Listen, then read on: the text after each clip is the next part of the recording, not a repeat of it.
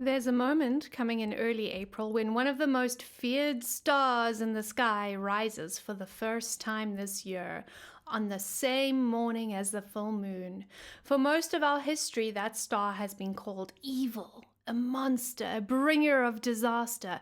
But that story was written by people who were afraid of what that star actually represents. And this month, it returns. Welcome to Threading the Fates.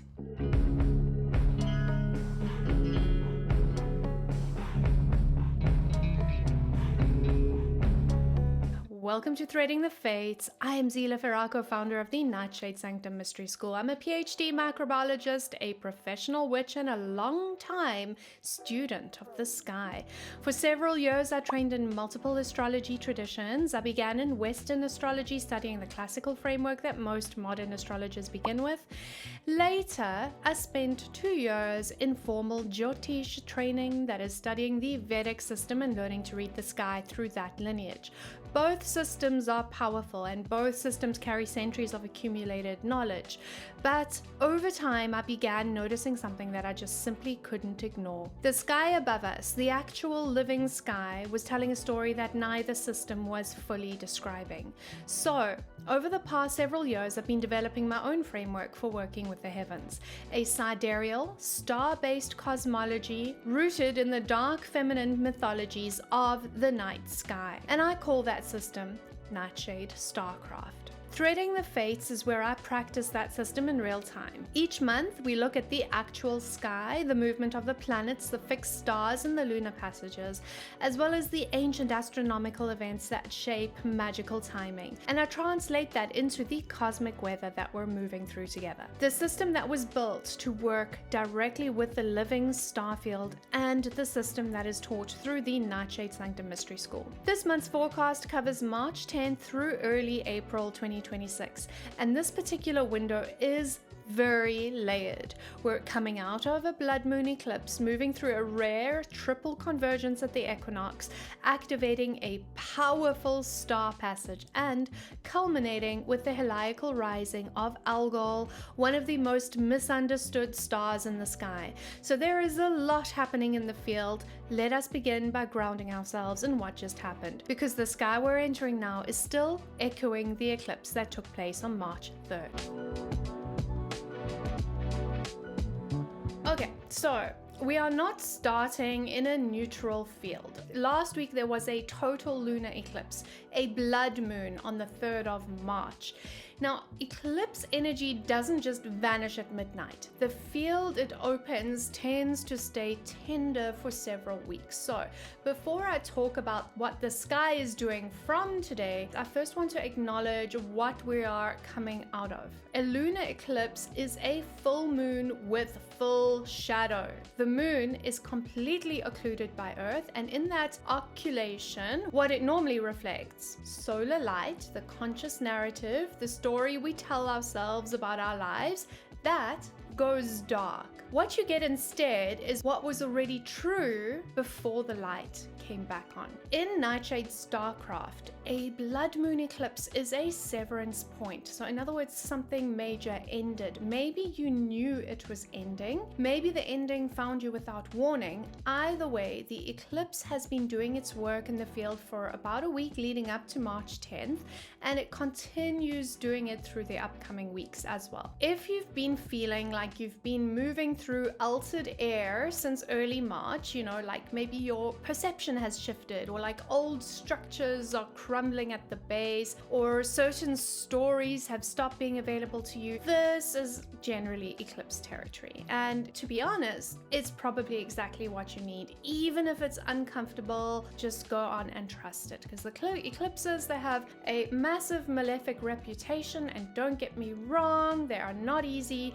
but they're always operating for your highest good. The invitation from a blood moon is not to immediately rebuild, it is to sit with the shadow that was revealed. So whatever fell away or what you saw clearly for the first time, that is information. The material that we're working with going into this forecast period.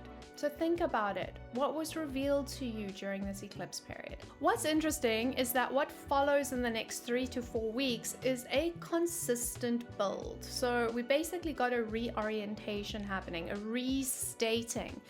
The sky from March 10 onward is not asking you to stay in the dark, okay? It's asking you to begin again, and begin again more honestly and more authentically and more aligned with your highest well-being. Okay, so now we're going to jump into the backdrop. You know, what is going on in the background right now with all that eclipse information out of the way. Now, the first is that Saturn has been sitting in Sidereal Pisces all year, and it will remain there throughout this forecast period. So it moves very slowly from about 7 degrees to 11 degrees Pisces. Saturn doesn't make anything dramatic happen during this window. What it does is just hold that container for everything else that's unfolding. Pisces is the sign of dissolution, of ancestral waters, of the veil and the dream state and the unconscious. It's where boundaries get soft and also where solid becomes fluid. Left to itself, Pisces can become fog. It can, become confusion, the loss of self within the collective sea. Saturn in Pisces is the grandmother who holds the ritual space while you dissolve. She doesn't dissolve with you, she builds the container so dissolution doesn't become disintegration. What Saturn in Pisces has been doing throughout this period is asking, what structure serves the depth? What discipline makes the mystical actually livable? This is the ground beneath the whole forecast, and so keep that in mind. Next up is that on approximately March 11th, so that's tomorrow at time of recording, Jupiter ends its retrograde and it stations direct at 20 degrees sidereal Gemini. This is the first significant planetary shift in our forecast window. Jupiter retrograde is a period of internal expansion. So Jupiter is expansion when it's direct, it's more like external expansion. During retrograde, what is being expanded is more your beliefs, your philosophy, your sense of meaning, your sense of possibility. All of these have been turning inward, consolidating, questioning themselves. What is actually true? What have you been claiming to believe that hasn't been honest? Jupiter retrograde gives you the unvarnished version, and that works pretty well with the eclipse energies that we've been experiencing as well. When Jupiter stations direct, that energy starts to move outward again. The expansion becomes active in the world around you. Here is what makes this station particularly interesting. Jupiter is stationing within 1 degree of Sirius, the great sorceress star in the sky. It is located at 19 degrees Gemini in the Nightshade Starcraft system and in Sidereal system. Jupiter direct happens right next to the goddess Isis. Sirius is the goddess Isis. And in Nightshade Starcraft, Sirius carries the quality of directed magical force. She is the sorceress who knows precisely where to aim. Jupiter, stationing here, says the expansion that is now moving forward is not a vague optimism. It is directed. It knows its target. If you've been uncertain about a direction or an intention or a belief that maybe just felt out of reach, around March 11th is when that begins to shift into clarity and move. The fog starts to lift. The philosophical recalibration is done, and then it acts. You might notice a sense of renewed momentum or a clarity about something that you've been sitting with since late 2025.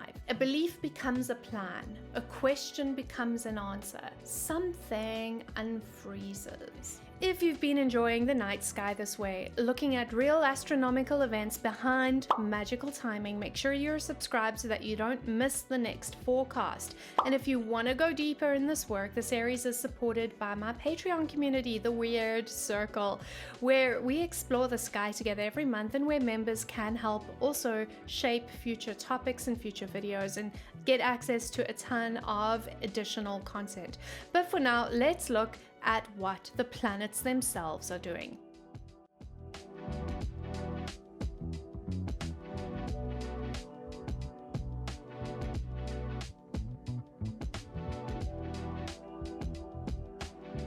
I want to stop here and make you understand what is happening on March 19th to 21st, because I do not want you to let it pass without consciously noting it.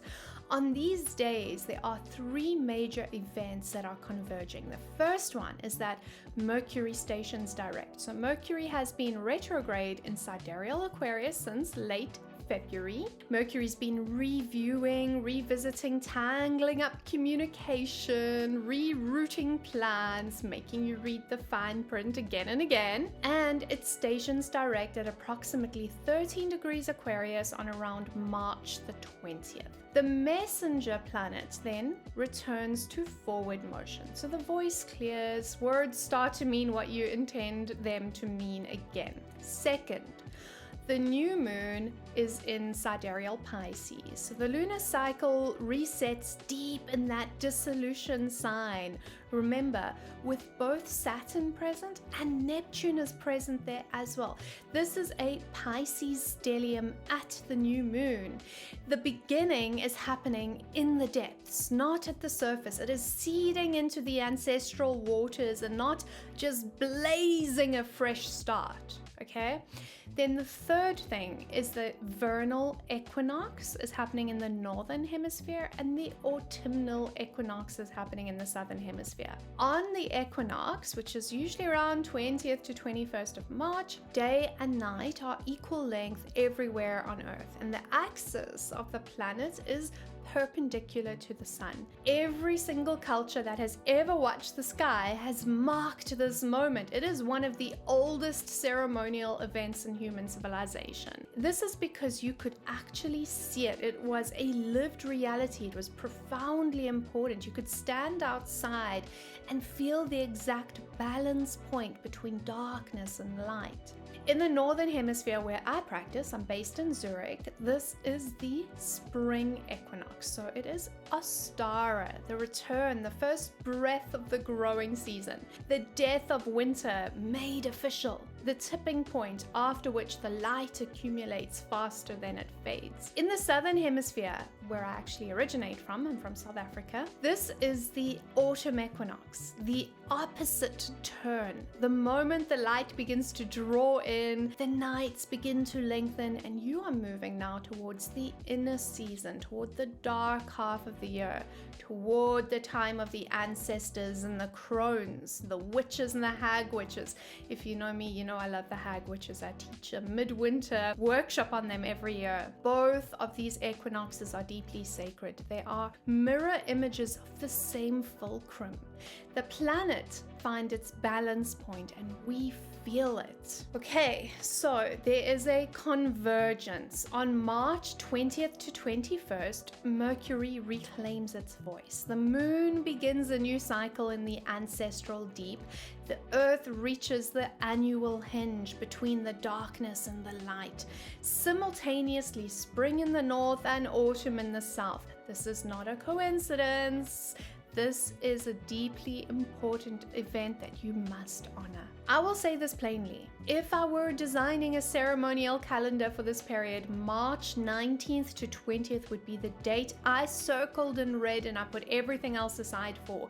This is the most convergent moment of the forecast window and possibly one of the most ceremonially potent equinoxes in recent years. What do you do with it? You do not have to do anything elaborate. The triple convergence does not require a 3-hour ritual, unless you want to, that's fun too. What it does need is for you to be mindful, to take a moment of pause. You can stop. You acknowledge that the earth has found its balance. You can set an intention. You can speak it. You can write it. You can light a candle for it. You can seed something into the Piscean depths that you are willing to tend invisibly through the coming months. And you let Mercury, freshly direct, carry that message forward for you out into the world. For the northern hemisphere, this is a spring seeding. What are you growing? And for the southern hemisphere, this is an autumn harvest. What are you completing, honoring, what is going into the compost bin. Both are important and sacred and valid, and both are absolutely necessary. The planets, our beautiful planet Gaia, holds them both at once.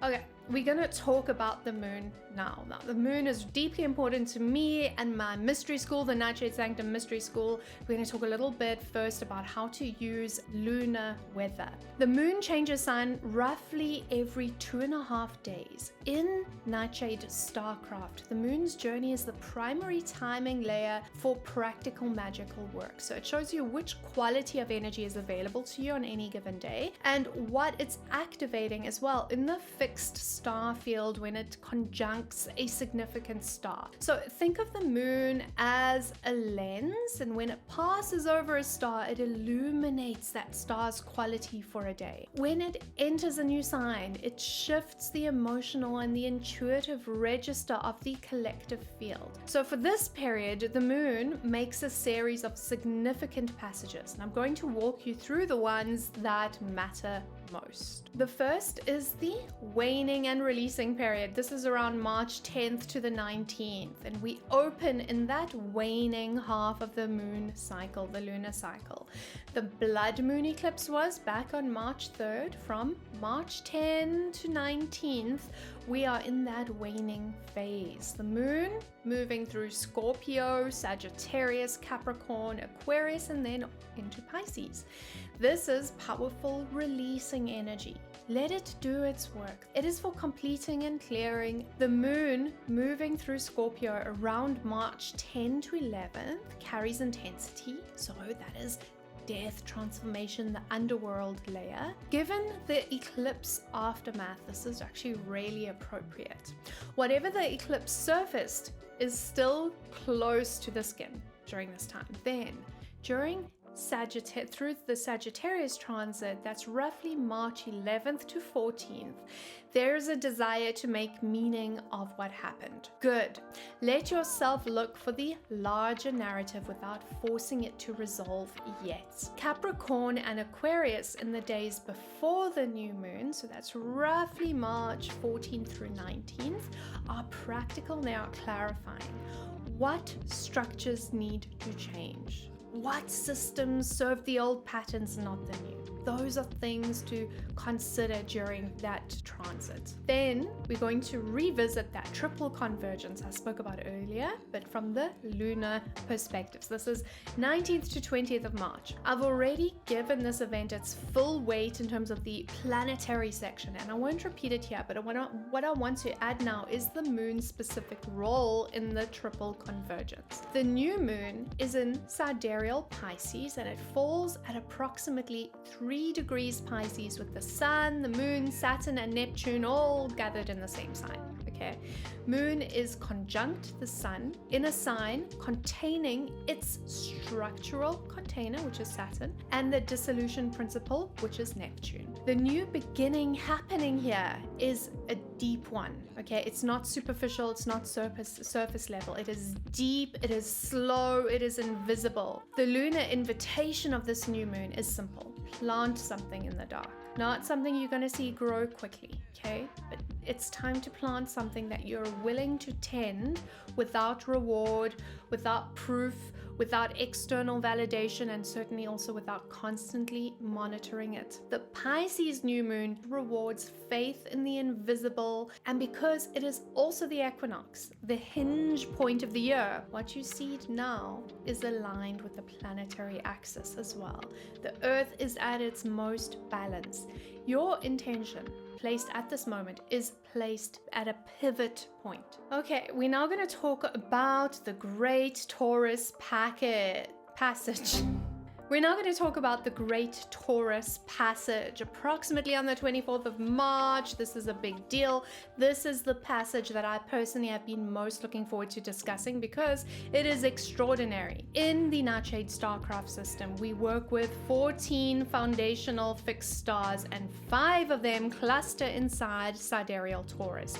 Algol at 1 degree, Alcyone at 5, Aldebaran at 15 degrees and Rigel at 22 degrees. Then we also have Betelgeuse just over the border at 4 degrees Gemini. The moon sweeps through all of them in the space of roughly 24 to 36 hours. Around March the 24th, the moon moves through Sidereal Taurus and it lights up this entire constellation. Singly, each one of these stars is significant, and then together in sequence over the day, it is a full activation of the stellar field. Here's what it looks like. Dawn on March the 24th. Moon conjuncts Algol at 1 degree Taurus. Algol, severed head of Medusa.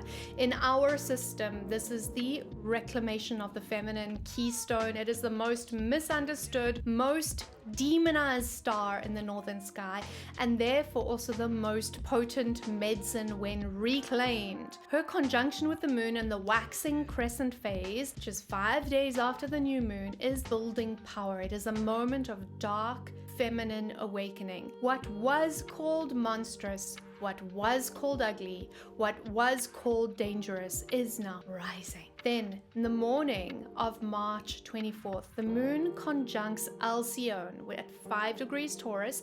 This is the heart of the Pleiades, the seven sisters, ancestral grief, ancestral song.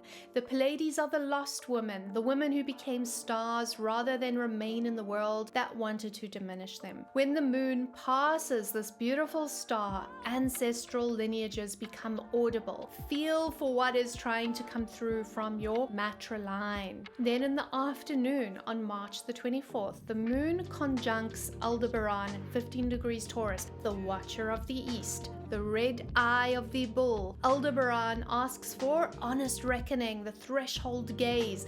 You have to look directly at what is true before you can cross into what is next. The moon here asks, are you willing to see clearly? In the evening, March 24th, the moon then conjuncts Rigel at 22 degrees Taurus at the foot of Orion. Technical mastery built over time. This is craft, the skills you have accumulated through practice and difficulty. This is the closing note of the Taurus passage.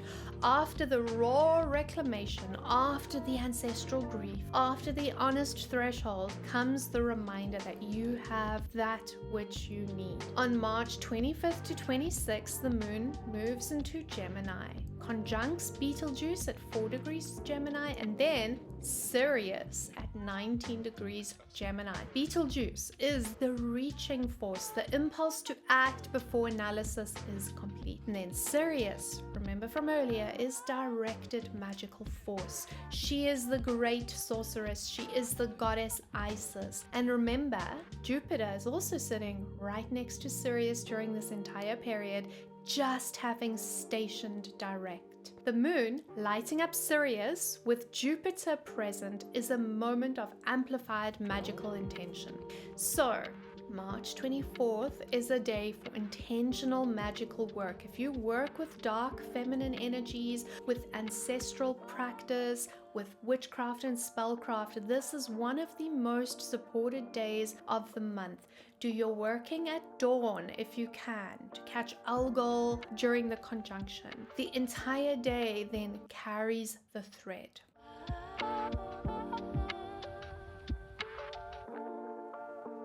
On the 27th of March, Venus is entering Aries. Venus moves out of Sidereal Pisces and into Sidereal Aries. You may feel this as a shift in how you relate to the energies of desire. In Pisces, the feminine was in devotional mode. She was merged, compassionate, maybe a little boundary soft. In Aries, she shifts. She becomes initiative. She initiates. She names what she wants, what she's going for. She goes first, and the quality of attraction and creation shifts from dissolving into something to choosing something. If you have been unclear about what you actually want from a creative project, a relationship, a spiritual direction, around March 27th is when the fog begins to clear and desire becomes legible again.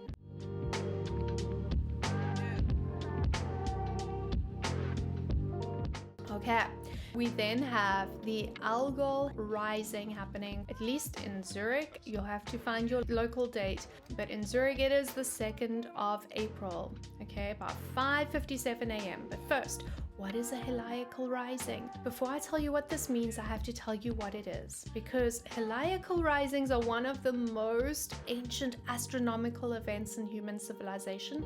Most people have never even heard of them. A heliacal rising is the first morning a star becomes visible on the eastern horizon just before sunrise and after a period of being lost within the solar glare. So it has looked like it has been absent from the sky. Every star has this. As the Earth moves around the sun, the stars are periodically hidden behind the sun's light. That means they become invisible for a few weeks or months. Then, one morning, the star clears the solar glare just enough to be seen rising before the sun comes up. It is the first morning of visibility, the heliacal rising. Incredibly important.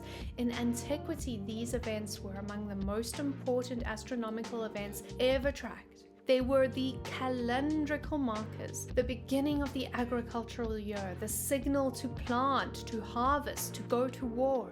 The ancients organized their entire ceremonial and agricultural life around when specific stars returned to the sky. In Nightshade Starcraft, we treat each foundational star's heliacal rising as the beginning of the star's sacred year. The day the star returns to visibility is the day it is most potent. It has been in the underworld, in the interior, doing its invisible work, and now it rises. We have to go deep into Algol because she is so important. On the 2nd of April 2026 at 5:57 a.m. Zurich, it's going to differ. This is local time, so you guys will also have to figure out when the heliacal rising will happen in your part of the world.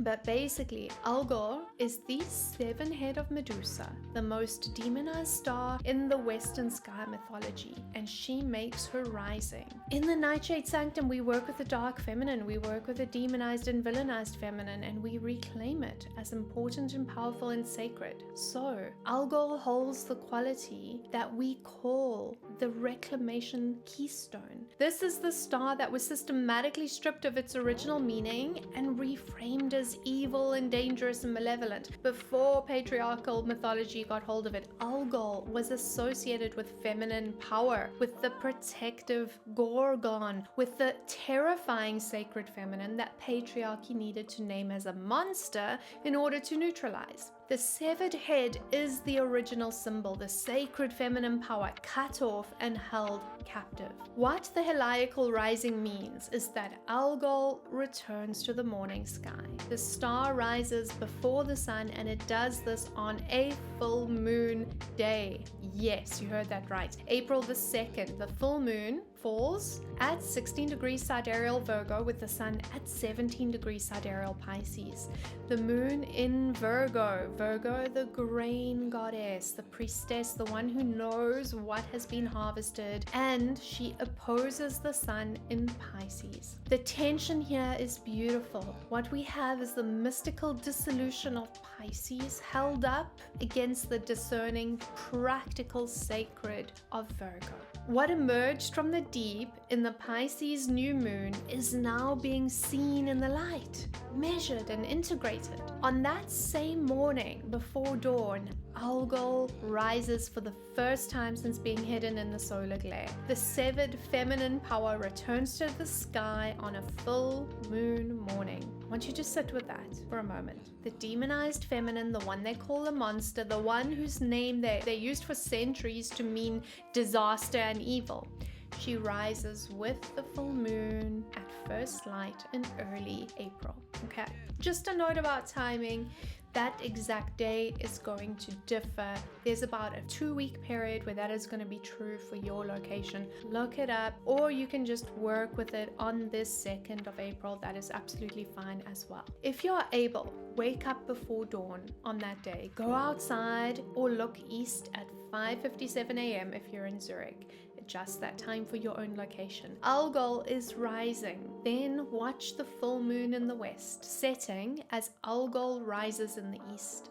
The full moon sets, the demonized star rises. This is a day to do active self-reclamation work, active shadow work. What in your practice, in your body, your feminine lineage has been named dangerous. Let her rise, let her be seen. In Nightshade Starcraft, Algol and Sirius form a diagnostic pair. When the moon conjuncts one, it conjuncts the other approximately 2 weeks later.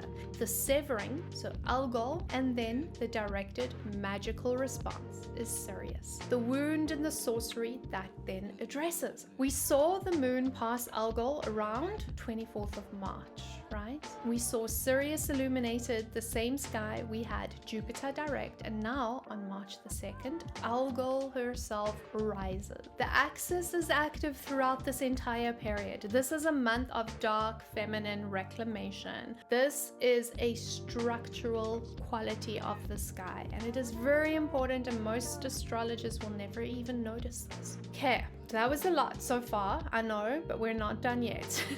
We're getting there. This is a powerful window, and I want to give you all the information I can. If you enjoy this kind of sky work and you want to follow these patterns in real time, the Weird Circle on Patreon is where the community gathers. That is where these forecasts are recorded first, where we discuss the sky as it unfolds, and where my top tier members, the Wartcunners, help shape upcoming YouTube topics and research threads. You can find the link below if you would like to join us there.